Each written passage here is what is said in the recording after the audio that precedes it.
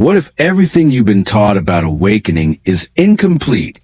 What if awakening isn't about escaping the world, but finally seeing it as it truly is?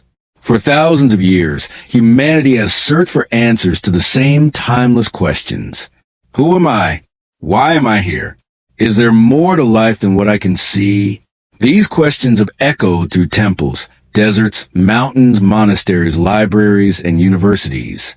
They have been explored by philosophers seeking wisdom, monks pursuing inner peace, mystics describing profound experiences, psychologists studying the human mind, and spiritual teachers guiding others toward transformation.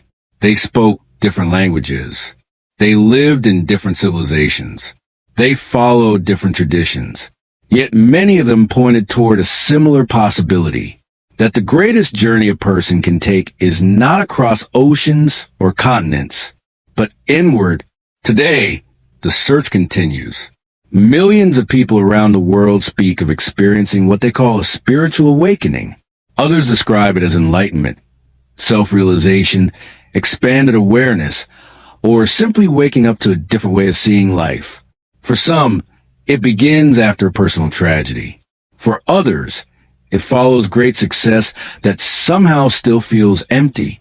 Sometimes it arrives in silence, sometimes in suffering, sometimes through deep reflection, and sometimes through a single question that refuses to leave the mind. But what is awakening? Is it a mystical experience? A psychological transformation? A shift in perception? Or is it something far simpler and far more profound than most of us have been led to believe? Throughout this documentary, we won't ask you to abandon your beliefs or accept extraordinary claims without question. Instead, we'll explore ideas that have shaped civilizations for thousands of years. We'll examine insights from philosophy, psychology, history, and spiritual traditions, comparing perspectives and asking what they might still teach us today. Some ideas may challenge you. Some may inspire you. Some you may disagree with completely. But every great journey begins with one thing: a willingness to question what we think we already know. Because perhaps awakening isn't about becoming someone new. Perhaps it's about seeing, for the very first time, the person you've always been. So before we begin, ask yourself one question. If everything you believed about yourself was stripped away, who would remain? Chapter 1. The illusion we call reality. Every morning, millions of people wake up at nearly the same time. They reach for the same phone, scroll through the same apps, follow the same routine, eat the same breakfast, drive the same roads, work the same jobs, return home exhausted, repeat day after day, year after year. Few stop to ask a simple question. Am I truly choosing this life? Or am I simply repeating it? Perhaps the greatest illusion is not that reality is false. Perhaps it is believing that we always experience reality as it truly is. Our senses constantly gather information, but our minds cannot process everything. To cope with the endless stream of sights, sounds, emotions, and memories, the brain filters, organizes, and simplifies what we perceive. Modern psychology suggests that much of this processing happens automatically, outside our conscious awareness. This ability allows us to function efficiently, but also means we often rely on habits, assumptions, and familiar patterns without noticing them. Imagine driving home after a long day. You arrive in your driveway, yet you remember almost nothing about the journey. You stopped at traffic lights, changed lanes, avoided obstacles, made countless decisions, but your conscious mind was somewhere else. Your body knew the route. Your habits took over. Psychologists sometimes refer to this kind of automatic behavior as operating on autopilot. It helps us conserve mental energy, but it can also leave us moving through important parts of life with very little awareness. What if this happens in more than just driving? What if it shapes the way we speak, the people we trust, the dreams we pursue, even the identity we believe is uniquely our own? Long before neuroscience and cognitive psychology, Ancient philosophers wrestled with a similar question. More than 2,000 years ago, the Greek philosopher Plato told a story that continues to inspire debate today. Imagine a group of people who have lived their entire lives inside a cave. They have never seen the outside world. Behind them burns a fire. Between the fire and the prisoners, objects pass by, casting shadows onto the cave wall. The prisoners cannot turn around. The shadows are all they have ever known. To them, the shadows are reality. Then imagine that one prisoner is freed. At first, the light outside the cave is painful. The world feels unfamiliar, confusing, even frightening. But slowly, the prisoner's eyes adjust. For the first time, they see the source of the shadows. The world is far larger than they ever imagined. Plato's allegory of the cave is often interpreted as a metaphor for the journey from limited understanding toward greater awareness. Whether we read it philosophically, psychologically, or spiritually, it invites a timeless question. How much of what we accept as reality is shaped by what we've always known? Centuries later, another thinker explored a different kind of hidden world. The Swiss psychiatrist Carl Jung proposed that every person carries aspects of themselves that remain outside conscious awareness. He called this the shadow. The shadow is not necessarily evil. It includes qualities we reject, ignore, or fail to recognize within ourselves. Sometimes it holds fear, sometimes pride, sometimes anger, sometimes compassion or creativity we have never fully expressed. According to Jung, growth begins not by pretending these hidden parts do not exist, but by becoming aware of them. The less we understand ourselves, the more these unseen patterns may influence our choices without us realizing it. Many spiritual traditions have approached this idea from another direction. In Buddhist philosophy, much of human suffering is linked to attachment, to fixed ideas, desires, identities, and expectations. The teaching is not that we should stop caring about life.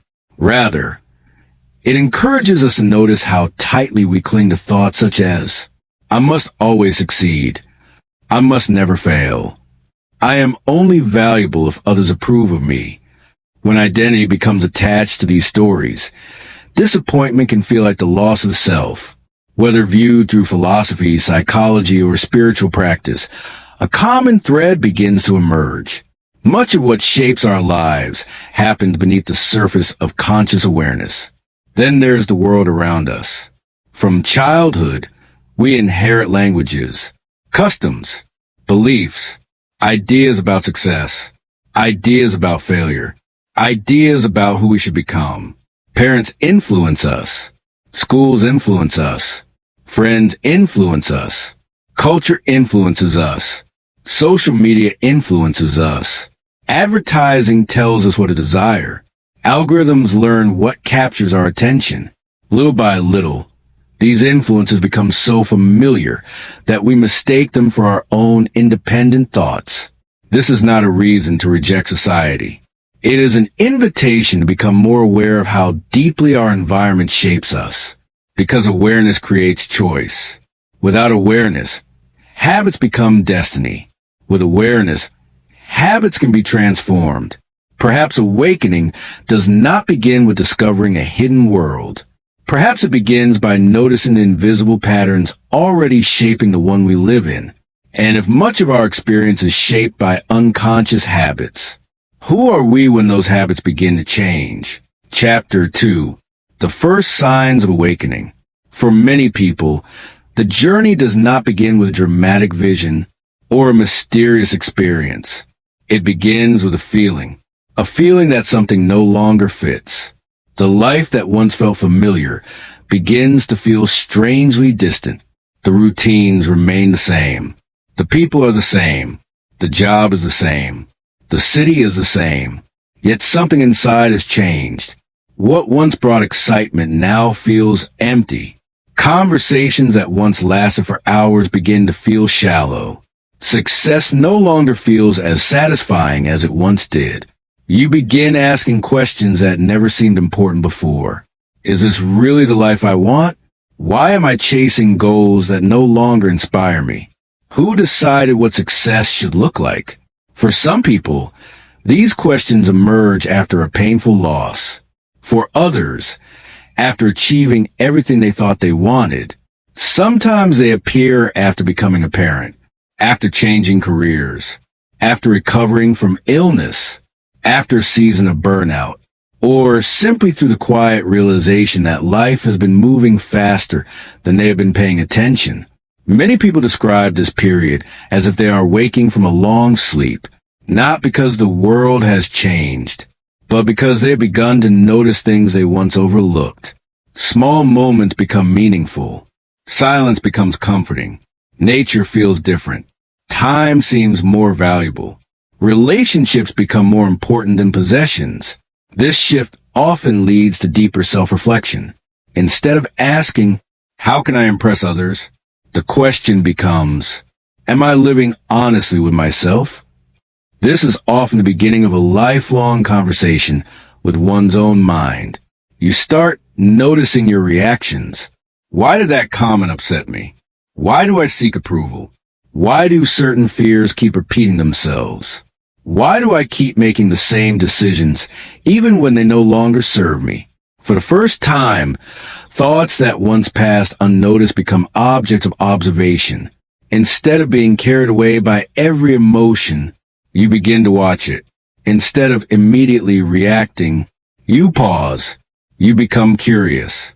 Modern psychology describes this growing ability as greater self-awareness or metacognition, the capacity to notice your own thoughts, emotions, and mental habits rather than being completely driven by them.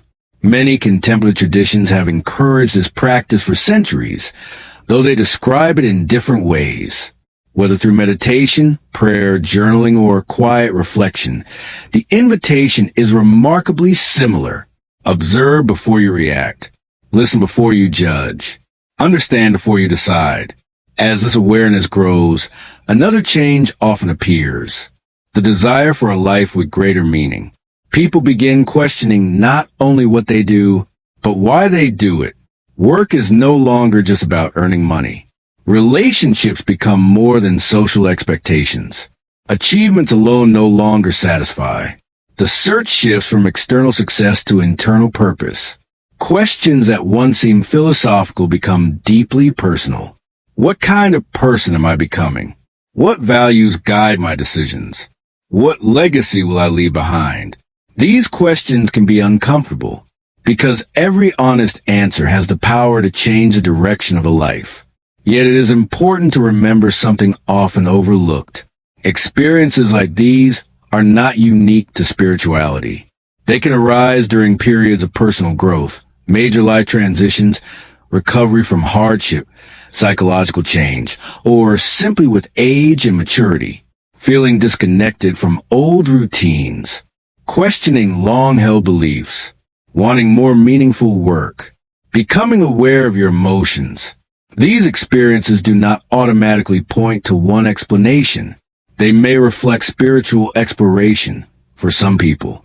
For others, they may reflect emotional healing, philosophical curiosity, or a growing understanding of themselves. Whatever the cause, one truth remains. Growth often begins the moment we stop assuming we already have all the answers, because awakening, whatever name we choose to give it, may not be a destination reached overnight.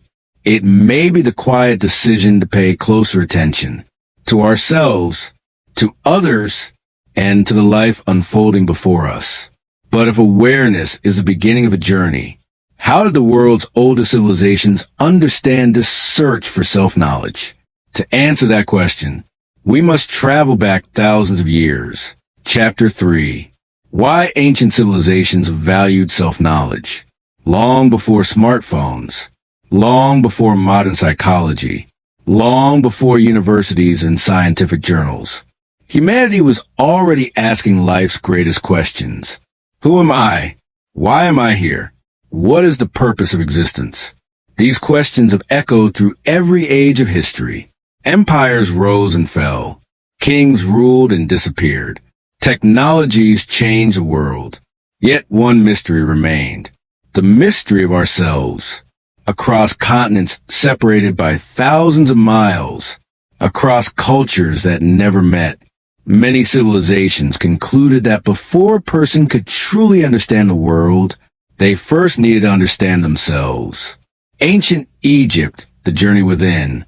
The civilization of ancient Egypt is often remembered for its pyramids, temples, and extraordinary engineering. But behind these magnificent structures was a culture deeply concerned with order, balance, and the moral character of the individual. Egyptian texts frequently encourage people to live with honesty, self-control, and responsibility. In funerary traditions, the symbolic weighing of the heart against a feather of mat represented the importance of truth, justice, and integrity. Whether understood literally or symbolically, the image carried a powerful message. The greatest judgment was not simply about what a person possessed, but about the life they had lived. For the ancient Egyptians, knowledge was not only about mastering the stars or building monuments. It was also about becoming the kind of person worthy of wisdom. Ancient Greece, know thyself. Among the most famous inscriptions in history were two simple words. Know thyself, carved at the Temple of Apollo at Delphi. This phrase became one of the foundations of Greek philosophy. It challenged visitors to look beyond appearances, to question their assumptions, to recognize both their strengths and their limitations. The philosopher Socrates devoted much of his life to asking questions rather than giving answers. He believed that many people lived with confidence in beliefs they had never truly examined. Through conversation, he encouraged others to think deeply about justice, virtue, courage, and the nature of the good life. For Socrates, wisdom did not begin with certainty. It began with humility, the willingness to admit, I may not know as much as I think.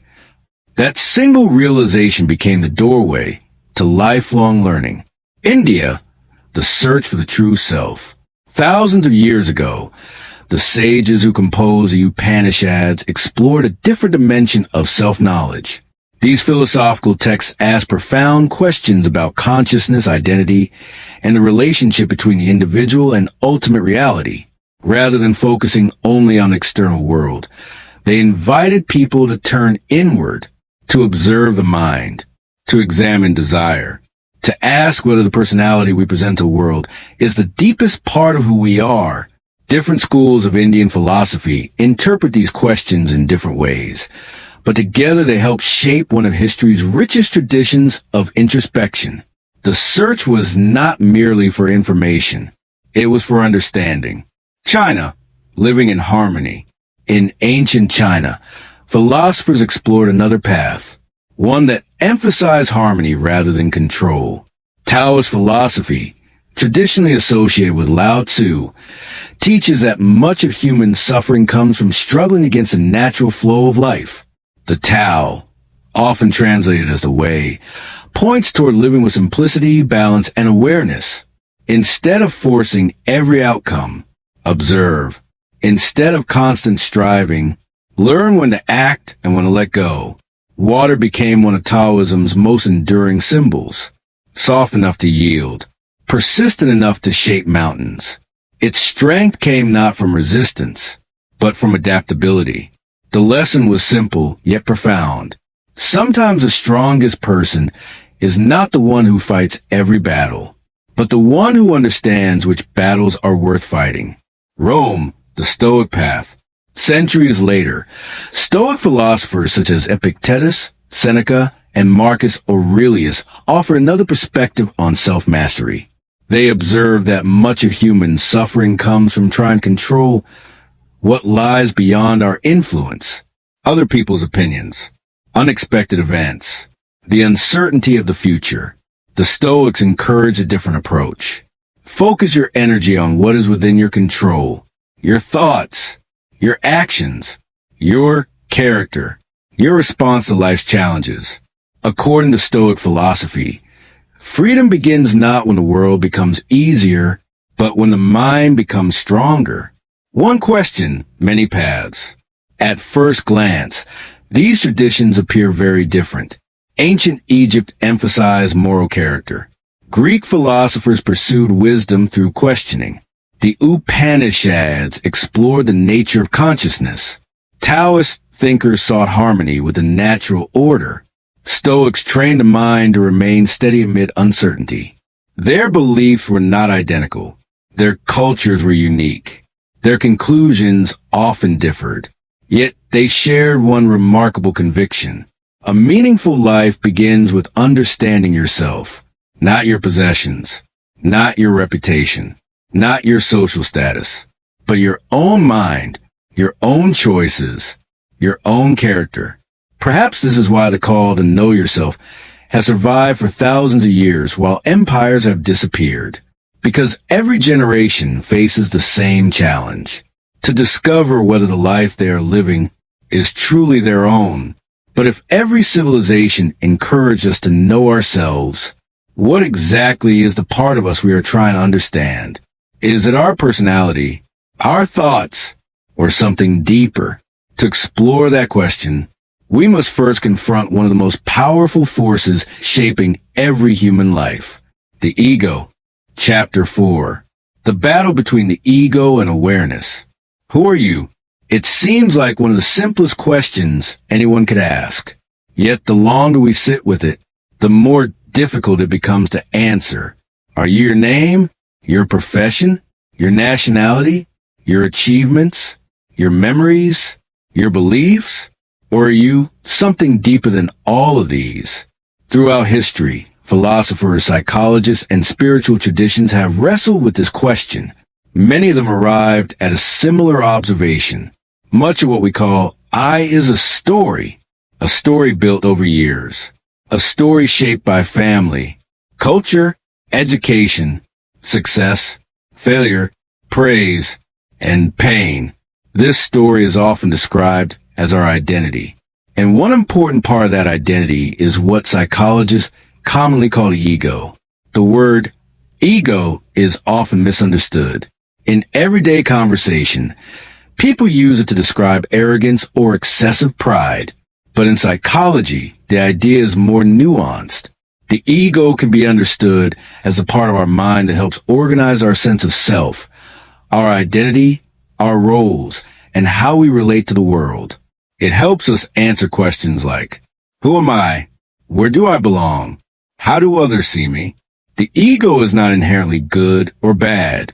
Without a sense of identity, daily life will become confusing. We need names, responsibilities, goals, relationships. The challenge begins when we mistake our identity for the whole of who we are, when our entire sense of worth depends on a title, a bank account, a relationship, a reputation, or the approval of strangers. Then every threat to those things feels like a threat to ourselves. And that is where fear begins. Why we resist change. Imagine someone who has worked in the same profession for 30 years. One day, they lose that job. The income can be replaced. Another career can be built. But something else has been shaken. The identity. For years, they didn't simply do the job. They became the job. I am a lawyer. I am a businessman. I am a manager. I am successful. When circumstances change, the mind often asks a frightening question. If I'm no longer that person, then who am I? This is one reason change can feel so painful. Often, we are not only losing a situation, we are grieving an identity. Modern psychology has long recognized that people naturally seek consistency in the way they see themselves. Even when change improves our lives, the familiar often feels safer than the unknown, not because it is better, but because it is familiar. The invisible prison of comparison. Today, identity is no longer shaped only by family and community. It is increasingly shaped by comparison. Every day, we are shown carefully edited versions of other people's lives. Success, beauty, wealth, recognition, adventure.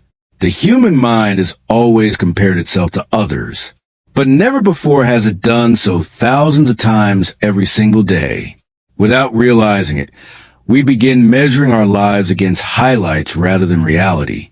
Their promotion becomes our failure. Their happiness becomes our insecurity. Their wealth becomes our frustration. Comparison quietly whispers, "You are not enough." Yet the comparison never ends, because there will always be someone richer, smarter, more attractive, more accomplished. If our identity depends entirely on being ahead of others, peace becomes impossible. Carl Jung and the masks we wear.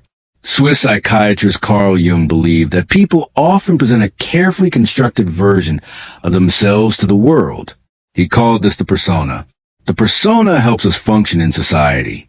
A teacher behaves differently in a classroom than at home. A doctor behaves differently in a hospital than with friends. These social roles are not dishonest. They are a part of human life.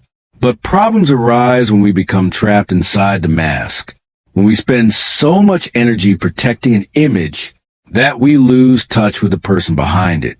Jung also suggested that qualities we reject or ignore can become part of what he called the shadow, not because they disappear, but because they remain outside our awareness. Growth, in Jung's view, comes through greater self-understanding, not by pretending those hidden parts don't exist, but by acknowledging and integrating them. Awareness begins where denial ends. The Stoic response. Centuries before modern psychology, the Stoic philosophers offered another perspective. They observed that many people spend their lives chasing things they cannot fully control. Status, recognition, praise, fame, power. Marcus Aurelius, who ruled one of the largest empires in history, repeatedly reminded himself that reputation is fragile. Public opinion changes. Fortunes rise and fall. The admiration of others is temporary. What remains is character. The Stoics encourage people to ask a different question. Instead of, "How can I make people admire me?" ask, "What kind of person am I becoming?" One question seeks validation. The other seeks growth. Awareness changes the conversation. Awareness does not demand that we destroy our identity. It invites us to examine it, to ask, why do I need constant approval? Why am I afraid of failure? Why do I become defensive when challenged? Why do I compare myself so often? These questions are not signs of weakness. They are signs that awareness is growing, because every moment of honest self-reflection creates a little more freedom. Freedom from automatic reactions. Freedom from fear. Freedom from a need to constantly prove our worth. Perhaps awakening is not about becoming someone entirely different. Perhaps it begins when we stop allowing unconscious fears, comparisons, and borrowed expectations to define who we are. But if awareness begins with understanding ourselves, how do we create the space to hear that quieter voice beneath the noise of everyday life? For thousands of years, across cultures and traditions, many have answered with the same simple practice. Silence. Chapter 5. The Power of Silence. In today's world, silence has become rare. The moment we wake up, we reach for our phones. Notifications, emails, headlines, videos, messages, music, conversations, opinions. By the end of the day, our minds have absorbed thousands of pieces of information. Yet, despite hearing more than any generation before us, many people have never truly listened to themselves. Perhaps that is why nearly every great wisdom tradition has made room for silence. Not because silence is empty, but because it allows us to hear what constant noise hides. The noise around us. Imagine trying to see your reflection in a lake during a storm. The water is constantly moving. The image is distorted. Not because your reflection has disappeared, but because the surface is restless. The human mind can be much the same when it is filled with endless distraction, worry, comparison, and constant stimulation.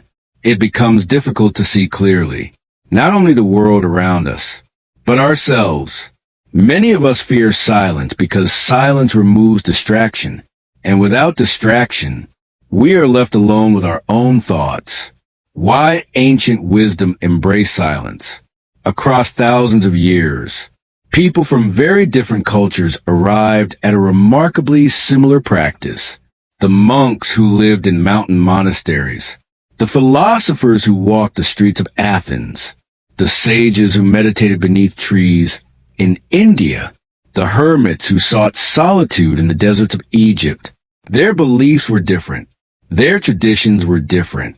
Yet they all understood something that modern life often forgets. The mind needs moments of stillness, not to escape reality, but to understand it more clearly. Silence was never seen as doing nothing. It was seen as creating space. Space to observe, space to think, space to become aware. Meditation is not about stopping thoughts. Perhaps no practice has been more misunderstood than meditation. Many people believe meditation means forcing the mind to become completely blank. Anyone who has ever tried knows how difficult that is. Thoughts continue to appear. Memories arise. Plans for tomorrow interrupt the present. Emotions come and go. Many contemplative traditions describe meditation differently, not as eliminating thought, but as observing it. Imagine sitting beside a river. Leaves float past on the current. You notice each one, but you do not jump into the river to chase it. Your thoughts can be approached in the same way. They appear, they remain for a moment, then they pass. The practice is not about controlling every thought. It is about becoming less controlled by every thought. Modern psychological approaches, such as mindfulness-based practices, use a similar principle. Rather than trying to suppress thoughts or emotions, they encourage noticing them with curiosity and without immediate judgment. The forgotten practice of reflection. Long before journals became popular, reflection was considered a daily discipline. The Roman Emperor Marcus Aurelius wrote private notes to himself, not to impress anyone, but to examine his own mind. Many religious traditions encourage prayerful reflection. Philosophers questioned their assumptions. Writers filled notebooks with observations. The purpose was not simply to remember the day. It was to understand it. Reflection asks questions that busy lives often avoid. What did I learn today? Why did I react the way I did? What fear influenced my decisions? What kind of person am I becoming? These are not questions that demand immediate answers. They invite honest observation. Because growth rarely begins with certainty. It begins with awareness. Solitude is different from loneliness. Modern society often treats being alone as something to avoid. But solitude and loneliness are not the same. Loneliness is the painful feeling of unwanted disconnection. Solitude is the intentional choice to spend time with yourself. History is filled with people who valued periods of solitude. Scientists, artists, writers, inventors, philosophers, many of their greatest insights emerged not in crowded rooms, but in quiet moments. When external voices become quieter, our own inner voice becomes easier to hear, not because it suddenly appears, but because it was there all along. Attention is your greatest resource. There's another reason silence matters. It protects something increasingly valuable, your attention. Today, countless companies compete for every second of your focus, every notification, every headline, every recommendation, every endless scroll. It is designed to capture one thing, your attention. Yet, wherever attention goes, life often follows. What we repeatedly pay attention to shapes our habits. Our habits shape our character, and our character shapes our future. Perhaps the greatest act of freedom in the modern world is deciding what deserves your attention and what does not. Silence is where awareness deepens. Silence does not magically solve life's problems. It does not guarantee wisdom. It does not answer every question. but it creates the conditions where honest observation becomes possible. Without silence, we react. With silence, we begin to respond. Without silence, we are carried by every emotion. With silence, we learn to watch emotions without immediately obeying them. Without silence, we become prisoners of constant stimulation. With silence, we rediscover something many ancient traditions quietly understood. The deepest conversations are often the ones that happen within. Perhaps this is why the greatest teachers throughout history spent time in silence before they spoke. Not because they had nothing to say, but because they understood that wisdom grows in stillness before it is expressed in words. And yet, if silence has always been a doorway to greater awareness, why do so many people today feel more distracted, more anxious, and more disconnected than ever before? To answer that, we must examine the world we have created. Chapter 6. Why so many people feel lost today. Never before in human history have we had access to so much information. Never before have we been so connected. We can speak to someone on the other side of the world in seconds, learn almost any skill online, read books from every civilization, explore ideas that once required years of travel. Yet despite these remarkable advances, many people quietly admit they feel more disconnected than ever.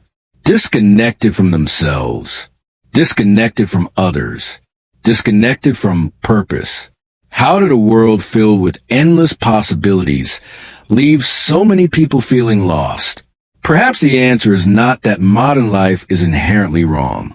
Perhaps it is that our minds were never designed to process so much so quickly.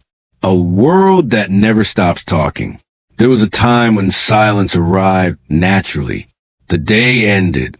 The village became quiet. The stars appeared. People rested.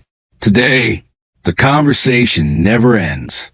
Your phone wakes up before you do. Messages arrive before breakfast. News updates appear every minute. Videos play automatically. Algorithms learn what captures your attention and offer even more of it. The modern world has become remarkably efficient at answering one question. How can we keep people engaged for just a little longer? Another minute, another scroll, another video, another notification. None of these things are harmful on their own. Technology has connected families, created businesses, expanded education, and given millions of people opportunities that previous generations could only dream of. But every tool carries responsibility. And every moment spent consuming information is a moment not spent paying attention to something else. The economy of attention. Many people believe money is the world's most valuable resource. Yet, in the digital age, attention may be even more valuable. Because wherever attention goes, choices follow, habits follow, time follows. Entire industries now compete for one thing: your focus. Social media platforms, streaming services, advertising, news organizations, gaming. Every platform is designed to answer a single question. How do we keep people coming back? The longer attention remains captured, the more valuable it becomes. Without realizing it, many people have outsourced one of the most important decisions in life. The decision about what deserves their attention. The comparison trap. Comparison has always existed, but today's comparison is different. In the past, you compared yourself to neighbors, friends, co-workers. Today, you compare yourself to the entire world.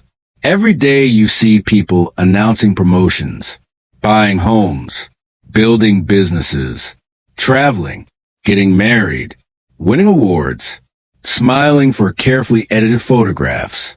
What rarely appears are the failures, the doubts, the sleepless nights, the financial struggles, the arguments, the sacrifices. When we compare our everyday reality to someone else's carefully selected highlights, The comparison is no longer fair. And yet, our minds respond as though it were. Slowly, gratitude gives way to dissatisfaction. Contentment becomes restlessness. Enough no longer feels like enough. Buying an identity. There's another subtle force shaping modern life. Consumerism. Advertising rarely sells products alone. It often sells identities. Buy this and become successful. Wear this and become respected. Drive this and become admired. The message is repeated so often that it becomes invisible. Happiness is always one purchase away, one upgrade away, one achievement away, one more possession away. Yet history suggests something different. Every generation has discovered that external success alone cannot answer internal questions. Possessions may improve comfort. They cannot define purpose. Busy, but going where? Perhaps one of the greatest paradoxes of modern life is this. People have never been busier. Calendars are full. Phones are ringing. Meetings continue. Emails never stop. Tasks multiply. Yet busyness is not the same as direction. Imagine boarding a train traveling at incredible speed. The seats are comfortable. The engine is powerful. Everything appears impressive. But no one has checked the destination. Speed becomes meaningless without direction. The same can happen in life. We become experts at staying occupied, but forget to ask, occupied with what? And more importantly, why? Information without wisdom. Every day we consume thousands of ideas. Motivational videos, business advice, podcasts, books, courses, posts, opinions. There has never been more knowledge available. Yet knowledge alone has never guaranteed wisdom. Knowing is not the same as understanding. Understanding is not the same as applying. Many people collect information the way others collect souvenirs. Always learning, rarely changing. Ancient philosophers often emphasize that wisdom is measured less by what we know and more by how we live. Because a single principle practiced consistently can transform a life more than 1,000 forgotten ideas.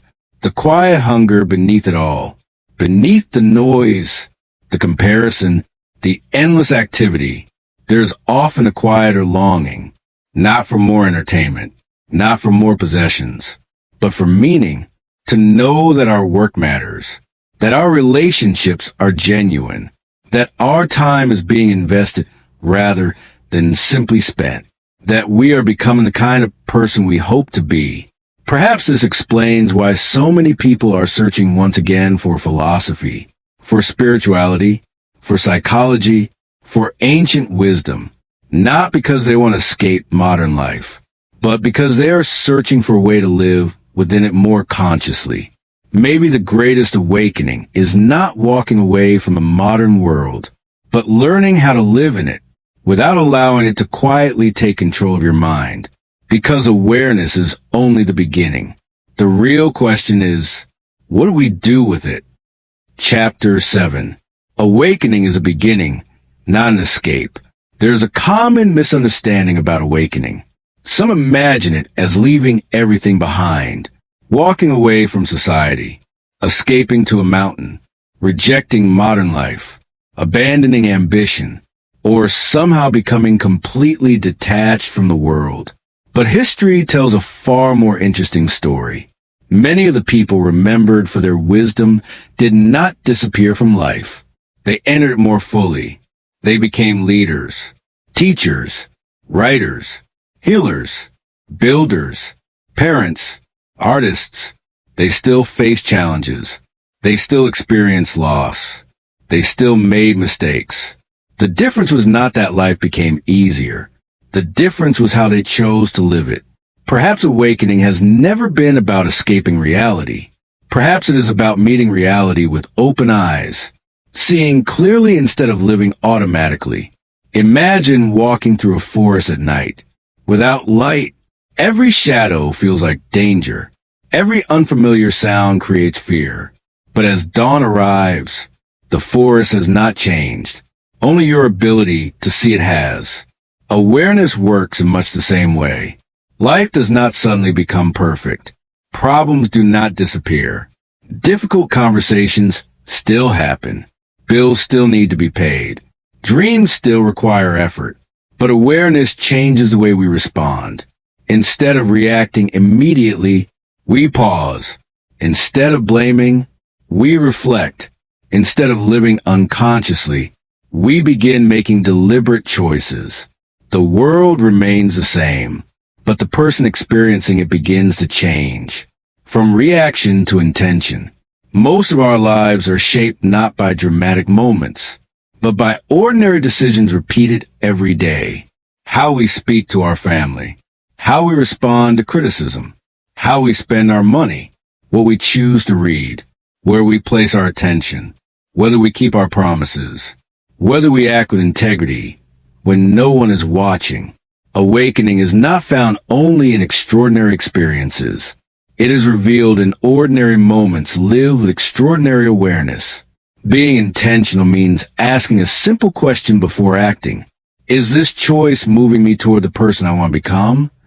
One question, repeated often enough, can quietly transform a life. Compassion begins with understanding. As awareness grows, something unexpected often happens. Judgment begins to soften, not because we stop caring about right and wrong, but because we begin recognizing that every person carries struggles we cannot always see. The angry person may be carrying grief. The fearful person may have experienced betrayal. The proud person may be hiding deep insecurity. Compassion does not require us to excuse harmful behavior, nor does it mean accepting injustice.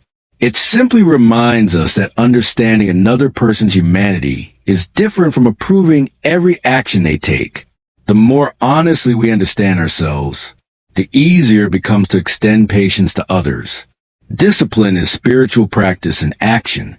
Many people think awakening is about collecting knowledge, reading more books, watching more videos, learning more philosophies. But wisdom has never been measured by information alone. It is measured by practice. Every great tradition speaks in different words, yet many point toward the same principle. Knowledge without action changes very little. It is discipline that transforms understanding into character. Meditation means little if it never makes us more patient. Reflection means little if it never changes our decisions. Kindness means little if it remains only an idea. Awareness is not complete until it begins shaping the way we live. Perhaps discipline is not the opposite of spirituality. Perhaps it is one of its clearest expressions. Because every meaningful life is built one choice at a time. There is no finish line. Many people search for the moment they will finally become fully awakened, a day when every doubt disappears, every fear vanishes, every problem is solved. But life rarely unfolds that way. Growth is not a destination. It is a lifelong practice. There will still be setbacks, moments of frustration, old habits returning, mistakes repeated. The difference is that awareness allows us to recognize them sooner, learn from them more deeply, and begin again with greater wisdom. Every sunrise offers another opportunity, not to become perfect, but to become a little more conscious than we were yesterday, bringing awareness back into the world. If awakening teaches us anything, it is that life is not waiting somewhere else. It is here, in the conversation with a friend, in the honesty of our work, in the way we care for our family, in the courage to admit when we are wrong, in choosing integrity over convenience, in treating strangers with dignity, in using our talents to serve something greater than ourselves. The measure of awakening is not how extraordinary we appear. It is how intentionally we live. Because the greatest transformation is often invisible. It happens quietly, decision by decision, habit by habit, day by day. Perhaps awakening is not about leaving the world behind. Perhaps it is about returning to it, with clearer eyes, a steadier mind, a kinder heart, and a deeper sense of purpose. Because awareness is not the end of the journey.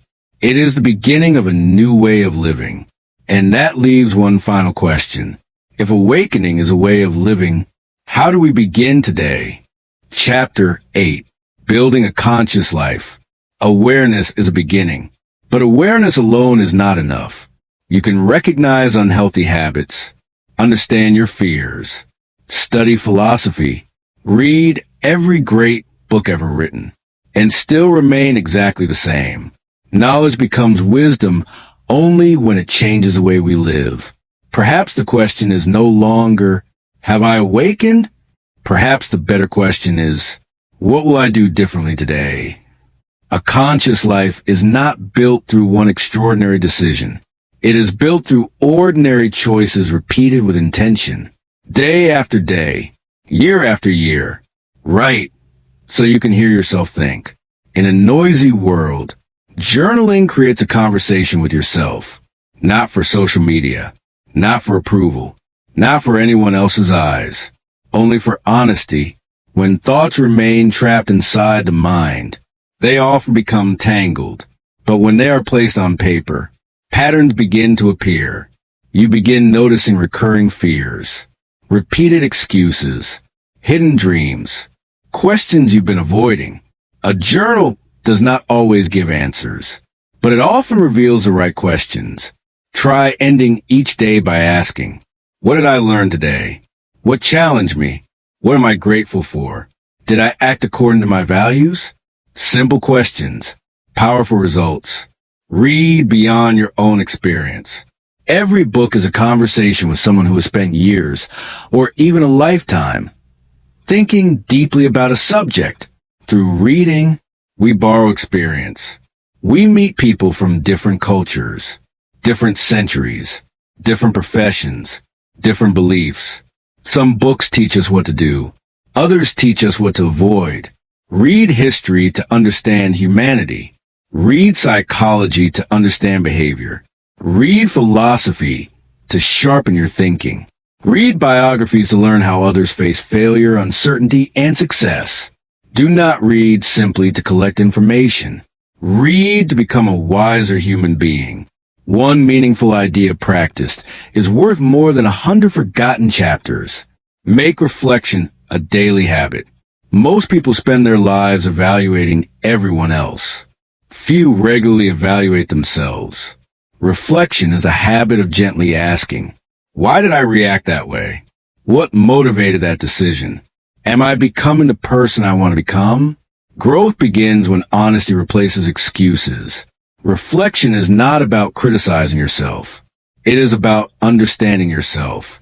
The goal is progress, not perfection.